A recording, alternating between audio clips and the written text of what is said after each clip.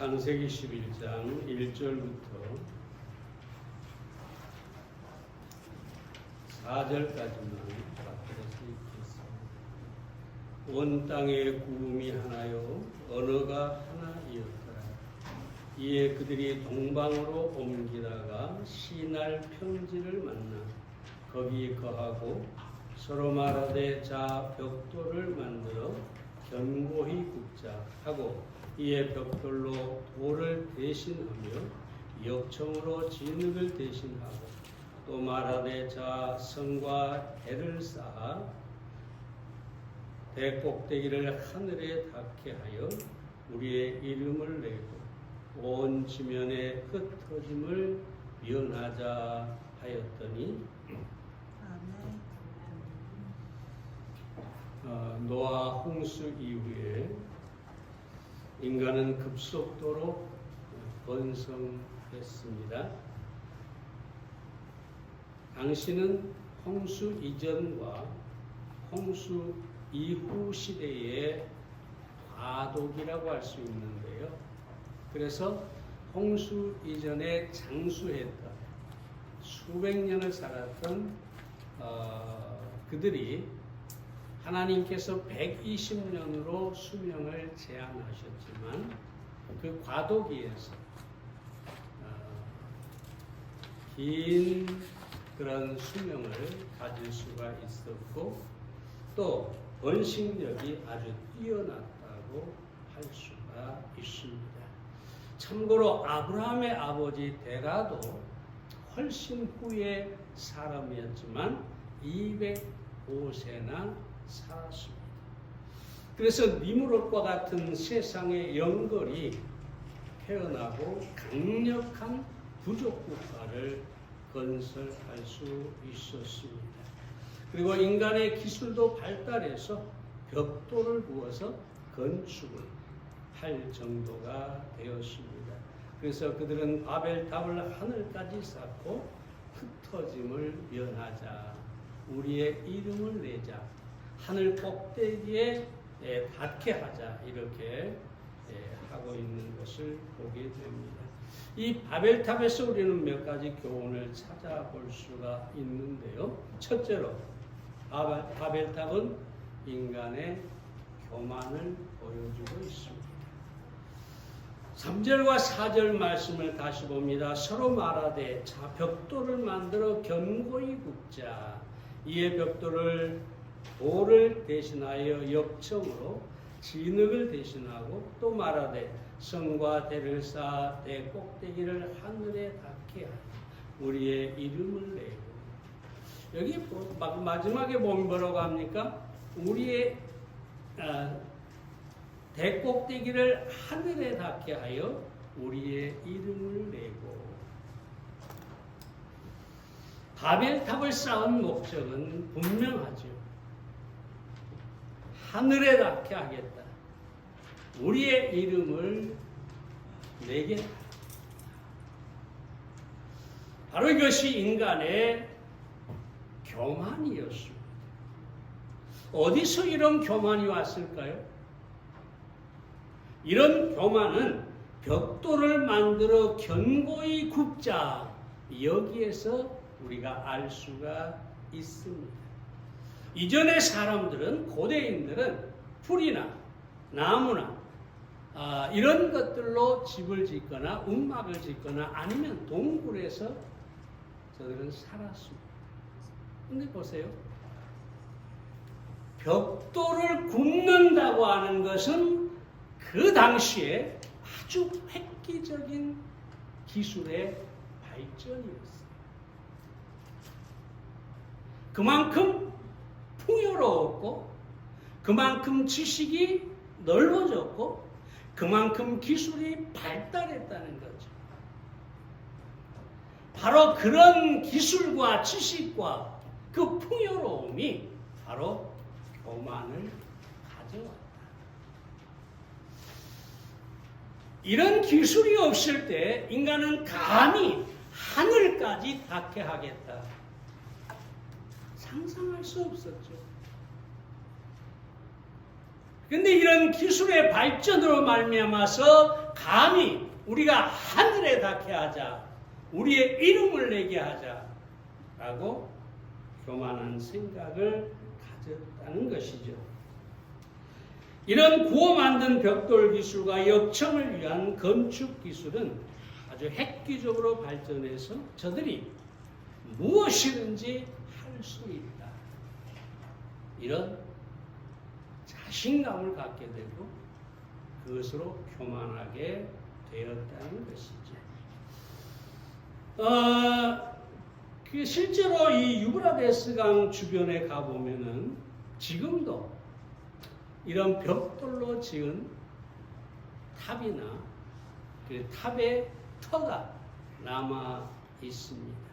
마르둑 신전의 에테메난키라고 하는 이 탑은 유브라데스강 동쪽에 있는데 지금도 그 터가 굉장히 넓은 터가 남아 있습니다. 또 하나는 느보 신전의 웨리미난키라고 하는 탑인데 유브라데스강 서쪽에 있습니다.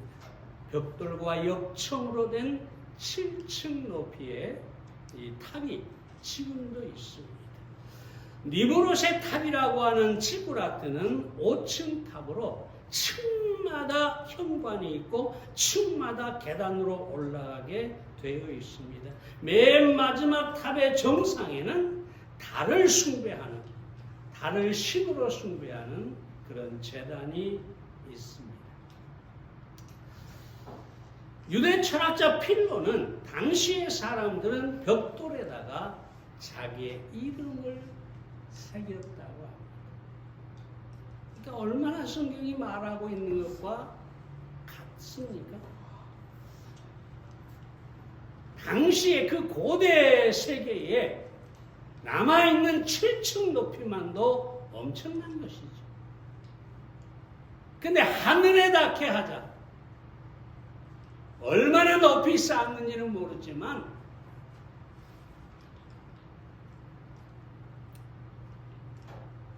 인간의 교만을 보여주고 교만의 결과물이었고 그 벽돌마다 자기의 이름을 새겨서 성경이 말한 대로 우리의 이름을 내자. 자, 여러분. 인간을 교만하게 하는 것은 인간의 풍요와 지식과 기술과 여러 가지 능력들입니다. 오늘 우리가 사는 이 세상은 정말로 풍요롭고 지식이 넘치고 기술이 어떻습니까? 상상이 뛰어넘습니다. 얼마나 많은 능력을 가지고 있는 사람들이 있는지 몰라요. 우리는 그저 우리 안에 갇혀서 보지 못해서 그렇지 이 세상에는 엄청난 그런 지식과 기술이 넘쳐나고 있어요. 그래서 우주를 정복하겠다고 하고 인간의 질병을 정복해서 죽지 않겠다고 하고 유전자를 조작하고 생명까지 창조할 수 있다고 장담하고 있습니다. 얼마나 대단합니까? 그만큼 사실 기술이 발전했습니다. 사람들이 말하는 이런 것이 허언이 아니에요. 그냥 말하는 게 아니에요. 이만큼 지식과 기술과 모든 과학과 모든 것이 발전해 있다는 것이죠. 바로 이것이 인간을 교만하게 합니다. 참 여러분.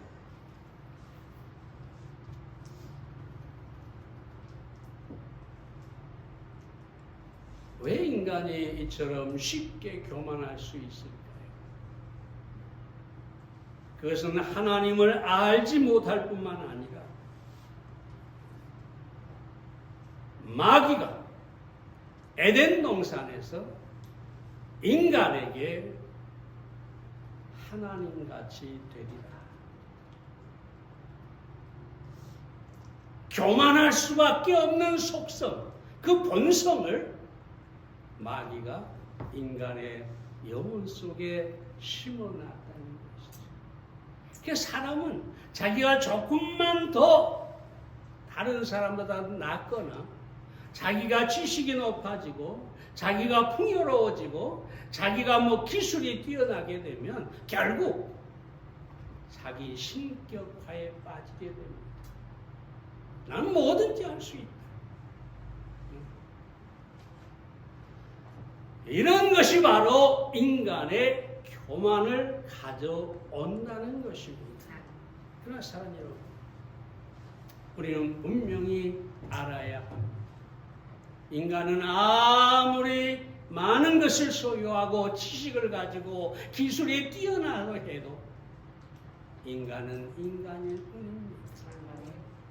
요즘 제가 하나님 앞에 계속 기도하는 것 가운데 하나가 뭐냐 하면, 하나님, 내가 아브라함이 기도한 것처럼 내가 티끌임을 알게 하옵소서. 하나님, 내가 만물의 찌꺼기가 쓰레기라는 사실을 알게 하옵소서. 하나님, 내가 죄인의 개수인 것을 알게 하옵소서. 나는 그 이상도 결코 아니고 나는 바로 그 사람이다. 그리고 거기에서 모든 것을 포기하옵소서. 그럼 모든 것이 은혜입니다. 모든 것이 감사입니다. 내가 티끌이고 내가 쓰레기고 내가 죄인의 개수인데 현재 나에게 있는 모든 것은 은혜이고 넘치는 축복이고 불평하고 원망할 것이 아무것도 없는 것입니다. 유명한 알렉산더 대왕이 유럽을 정복하고 나서 더 이상 정복할 땅이 없다고 물었다고 하지 않습니까? 그런데 어느 날 집에서 기르는 원숭이 재롱을 보다가 원숭이에게 손가락을 물렸는데 말라리아에 걸려서 24시간도 넘기지 못하고 죽었습니다. 당시에 온 세상을 정복하고 더 이상 정복할 땅이 없다 했던 사람이 원숭이에게 손가락을 물려서 24시간 안에 죽었다는 것이죠. 이게 인간이에요. 교만할 게 없는 것이죠. 나폴레옹은 유럽을 정복하고 스스로 황제에 올랐습니다. 그리고 러시아를 정복하려고 하면서 내 사전에 불가능이 없다. 얼마나 대단한 자신감, 얼마나 교만해요. 그런데 이 알렉산더가 결국은 황제의 자리에서 쫓겨나게 되었습니다. 그리고 유배를 가게 되었습니다. 러시아와 군대와 전쟁을 해서 패배한 것이 아니에요. 그 겨울에 심한 눈보라가 내렸습니다. 이 나폴레옹의 군대가 꼼짝을 할 수 없어요. 그 군대에 보급이 막혀서 그 추위에 거의 많은 군사들이 그 추위에 동사하고 먹지 못해서 아사해서 죽었어요. 이 인간이 바벨탑을 하나님께서 더 이상 지을 수 없게 하신 거죠. 인간이 교만하면 할수록 그가 가진 모든 것은 한순간에 무너질 수밖에 없는 것입니다.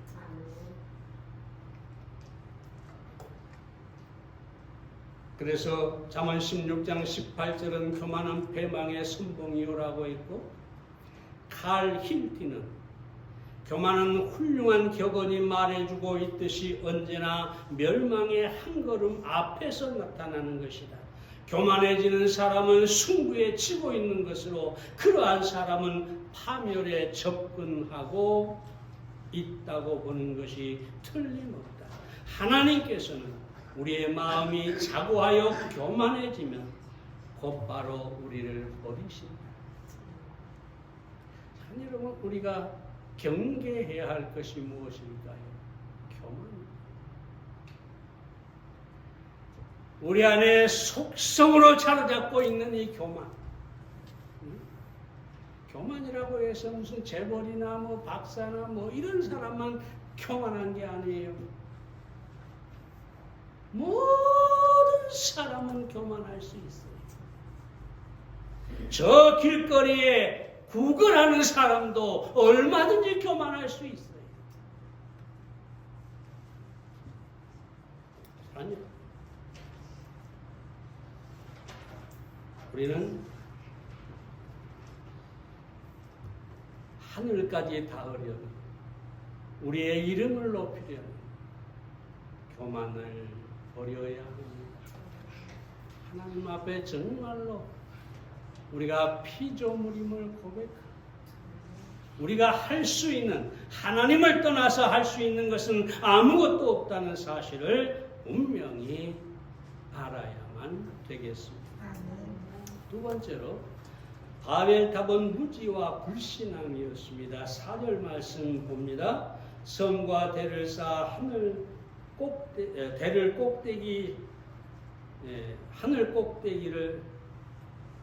대꼭대기를 하늘에 닿게 하자라고 하죠. 왜 그랬을까요? 왜 바벨탑을 하늘까지 높이 쌓으려고 했을까요? 그것은 두려움 때문이었어요. 어떤 두려움이냐? 그들은 노아 홍수 때에 모든 사람이 죽었다는 사실을 알았습니다. 생생하게 들었습니다. 마치 우리가 6.25 전쟁 때 전쟁을 겪은 사람이 얘기할 때 정말로 생생하게 와닿는 것처럼 홍수로 멸망한 것을 저들은 생생하게 들었습니다. 그리고 더 이상 홍수로 멸망하지 않게 하자. 아무리 비가 와도 저 하늘 꼭대기까지 닿을 수 없게 하자. 그 탑을 쌓자. 결국 이것은 불신앙이고 무지인 것이죠. 왜냐하면 하나님께서 노아에게 분명하게 무지개 언약을 주셨습니다. 다시 물로 세상을 심판하지 않으시겠다고 약속하셨습니다. 근데 시간이 흐르면서 저들은 홍수 사건은 기억했지만 하나님은 잊었습니다. 그리고 하나님께서 약속하신 무지개 언약도 저들은 잊어버렸어요. 그래서 그들은 무지와 불신앙 때문에 탑을 쌓았습니다. 다시 홍수가 온다 할지라도 멸망하지 않기를 원했던 것이죠. 여러분, 이 무지와 불신앙은 우상을 만들고 섬기게 하죠. 로마서 1장 23절에 보면 썩어지지 아니하는 하나님의 영광을 썩어질 사람과 금수와 버러지 형상의 우상으로 바꾸었느니라. 하나님에 대한 무지가 우상을 만들었다는 것이죠. 근데 여기 여러분 보시면 그 우상의 첫 자리를 차지하고 있는 게 무엇입니까? 사람입니다.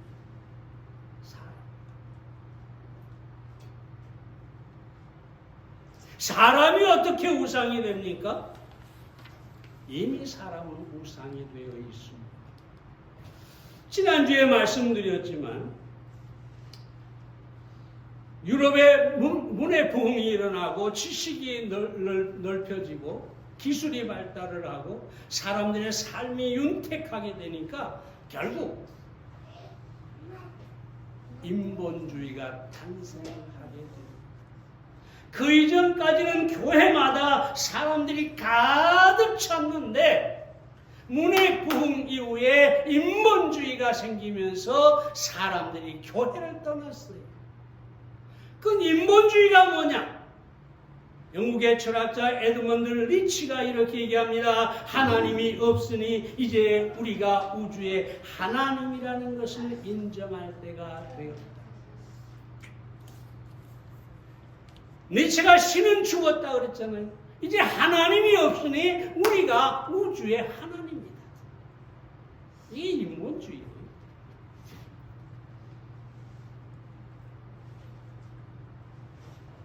뿐만 아니라 이 니체 얘기를 다시 한번 하겠습니다. 원래 이 니체는 그 루터교 목사의 아들이었어요. 참 안타까운 일이죠. 목사의 아들이 무신론자가 되고 신은 죽었다라고 말을 하죠. 그는 이렇게 얘기했습니다. 다시 말씀드리면 하나님은 죽었으며 인간의 유일한 소망은 자기 자신에게 달려요. 다시 바꿔 말하면 하나님은 죽었으니 이제 내가 내 마음대로 내가 신이 돼서 내가 하나님이 돼서 그렇게 살아가겠다는 것이죠.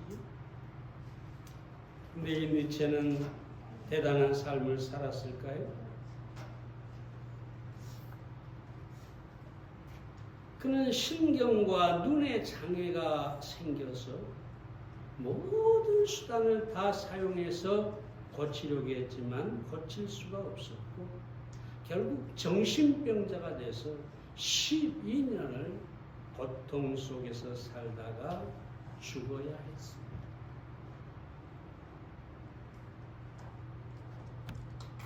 하나님은 죽었다. 내 인생의 소망은 내게 있다. 이랬던 사람이 12년을 정신병을 앓다가 비참하게 죽었어요. 독일 어느 마을에 언젠가 독일 가면 한번 가봐야 되겠습니다. 그 돌담에 이렇게 써 있다고 하죠. 유명한 말입니다. 신은 죽었다. 니체가 신은 죽었다 했다는 거죠. 그리고 그 밑에는 이런 말이 있답니다. 니체는 죽었다. 하나님.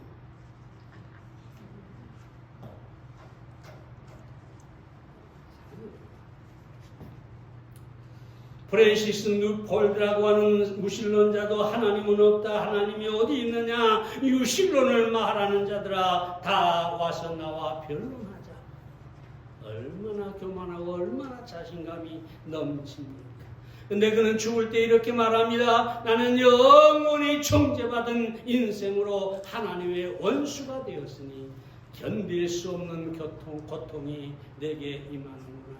누가 나를 구원하리요. 내 이름이 지옥 명부에 기록되었다. 하나님을 알지 못한 무지는 그리고 불신앙은 우상을 숭배하게 하는데 가장 먼저 자기를 신격화시킨다는 것이죠. 그러나 아무리 인간이 신의 자리에 오르고자 하지만 결코 오를 수가 없는 것입니다. 인간은 죄와 죽음을 정복할 수 없는 정말로 아무것도 아닌 그런 존재에 불과한 것입니다. 그러므로 우리는 무지와 불신앙 속에서 우상을 숭배할 수 하지 않도록 하나님을 깊이 알아야 합니다. 하나님을 호세아가 6장 2절에서 말한 것처럼 힘써 여호와를 알아야 합니다. 하나님을 알 때 우리는 겸손히 하나님을 섬길 수가 있게 될 것입니다. 마지막 세 번째로 바벨탑은 하나님의 뜻을 거역한 것이었습니다. 4절 하반절 말씀을 봅니다. 흩어짐을 면하자. 여러분 창세기 9장 1절에 보면 하나님께서 뭐라고 말씀하시냐면 생육하고 번성하여 땅에 충만하라. 그러니까 하나님은 인류가 번성을 해서 다시 땅에 가득하게 되는 것을 원하셨다는 것이죠. 그런데 저들은 흩어짐을 면하죠. 그냥 한데 뭉쳐서 우리가 정말 힘을 가지고 아무도 우리를 어찌할 수 없게 하자. 흩어지지 않으려고 하는 것은 하나님의 뜻을 정면으로 거부하고 있는 것입니다. 그래서 하나님께서 바벨탑을 쌓고 있는 인간의 언어를 혼잡케 하셔가지고 저절로 저들이 흩어지게 만드신 것을 우리가 보게 됩니다. 원래 이 바벨이라는 말은 혼잡, 혼란이라는 뜻인데 뒤섞이다라는 뜻이에요. 그러니까 바벨탑을 한참 쌓고 1층, 2층 막 올라가는데 벽돌 나르는 사람, 벽돌을 쌓는 사람, 그 감독하는 사람, 온갖 사람들이 있었는데 언어가 혼잡해 버렸어요. 감독이 이렇게 하라 알아듣지를 못해. 벽돌을 달라? 뭘 달라고 하는지를 몰라. 결국은 저절로 건축은 중단되고 저들은 세상에 흩어져 버린 것을 우리가 볼 수가 있습니다. 여러분 우리가 여기서 한 가지 생각해야 할 것은 뭐냐 하면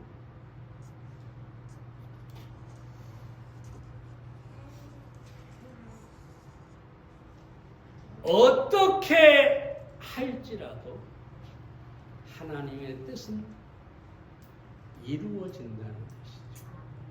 막을 수가 없다는 것이죠. 우리가 성경에서도 보세요. 마귀는 유다를 통해서 예수님을 팔아버리고 팔게 하고 유대인들은 그를 고소했고 로마인들은 예수님을 십자가에 못 박아버렸어요. 그리고 그들은 모든 것이 끝났다고 생각하죠. 예수 그리스도는 실패했다고 생각하잖아요. 더 이상 이 나라를 혼란스럽게 할 그런 사람은 사라졌다. 우리의 권력, 우리의 나라 영원할 것이다. 그런데 여러분, 우리가 잘 아는 것처럼 하나님께서 예수 그리스도가 십자가에 죽으시고 장사됐다가 사흘 만에 부활하게 하셨습니다. 그리고 온 세상에 구주가 되게 하시고 복음을 땅끝까지 전하게 하셔서 하나님의 뜻을 지금도 이루어가고 계시는 것입니다. 그러므로 하나님의 뜻에 반해서 그 인생을 성공할 수 있는 사람은 아무도 없습니다. 하나님의 뜻대로 순종하고 하나님의 뜻을 위해서 우리가 헌신하며 살아갈 때 그때 우리의 인생은 하나님 안에서 빛나게 될 것입니다. 이 얘기만 하고 마치겠습니다. 역사자 찰스 A. 베어드가 한 말인데 제가 설교하면서 얘기한 내용입니다. 베어드가 4가지 진리를 자기가 깨달았다. 그러니까 수많은 역사를 연구하면서 자기가 깨달은 게 딱 4가지. 4가지가 있다. 첫째는 하나님께서 어떤 것을 멸하려 하실 때는 그것이 개인이든 국가든 막론하고 권세욕에 날뛰게 하신다는 것을 알았다. 이걸 읽고 나니까 요즘 어떤 사람이 생각이 나요. 미국에도 그런 사람이 있죠. 권세욕에 사로잡혀서 온갖 부정한 일들을 저지르고 있는데 사람들 베어드가 깨달은 것은 멸하시려 하실 때 그런 현상이 일어난다는 것입니다. 두 번째는 하나님의 맷돌은 있는지 없는지 의심이 갈 정도로 천천히 돌아가는데 종종 그러죠. 하나님이 제발 저런 인간을 좀 단번에 그냥 어떻게 해버리시고 세상을 좀 바꾸시면 안 되나. 근데 이 베어드가 깨달은 것은 하나님의 맷돌을 돌리고 있는지 안 돌리고 있는지 알 수가 없다는 거예요. 왜냐? 워낙 천천히 돌리시니까.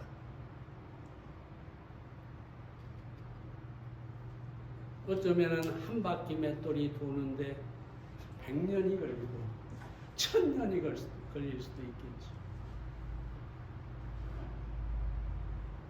그러나 결국은 의는 의로, 불의는 불의로, 선은 선으로, 악은 악으로 심판하시고야 만다는 사실을 깨달았다.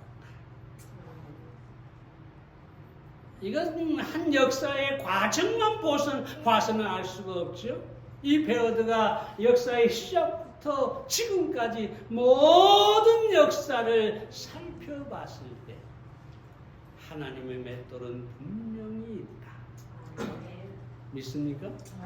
하나님은 지금도 맺돌을 갈고 계시죠. 세 번째는 꿀벌이 꽃에서 꿀을 도적질하는 것 같지만 결국은 그것 때문에 꽃은 열매를 맺는다. 그러니까 이 세상에 악한 자들, 강도들, 온갖 못된 사람들이 다 빼앗고 다 득세하고 그저 그러는 것 같지만 꿀벌이 꽃에서 꿀을 따야 그 가루를 따야 꽃은 어떻게 됩니까? 열매를 맺는 거지.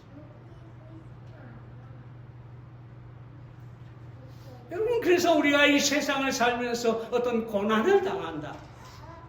네? 두려워할 필요가 없어요. 하나님께서 저런 인간들을 통해서 나의 꽃가루를 따서 꿀을 만드시는구나. 나로 하여금 열매를 맺게 하시는구나. 이 고난이 없으면 절대로 아름다운 하나님 앞에 아름다운 열매를 맺을 수가 없는 것이지. 네 번째로 날이 어두워지면 별이 나타나는 것처럼 암흑과 혼란이 길어지면 반드시 소망의 별이 나타나는 것을 보았다. 여러분, 이스라엘 백성들이 400년 동안 암흑 속에 있었어요. 선지자도 없고, 하나님의 역사도 없고, 어떤 환상도 없고, 400년을 암흑 속에 있었어요. 근데 그 암흑이 길어지니까 누가 나타났습니까? 동방의 별이 나타나 예수님이 세상에 오셨습니다. 지금 이 세상은 어둠으로 가득 차 있죠. 죄악으로 가득 차 있습니다. 말세라고 사람들이 다 얘기하죠. 우리는 뭘 알아야 될까요? 어두워지면 별이 나타납니다. 세상이 정말로 정말 어둠 속에 잠기게 되면 예수 그리스도가 반드시 재림에 오실 것입니다. 그러므로 우리는 하나님의 뜻을 거역하고 떠나 사는 삶이 아니라 하나님의 뜻을 행하는 그 뜻에 순종하는 삶을 살아야 되겠습니다. 기도하겠습니다.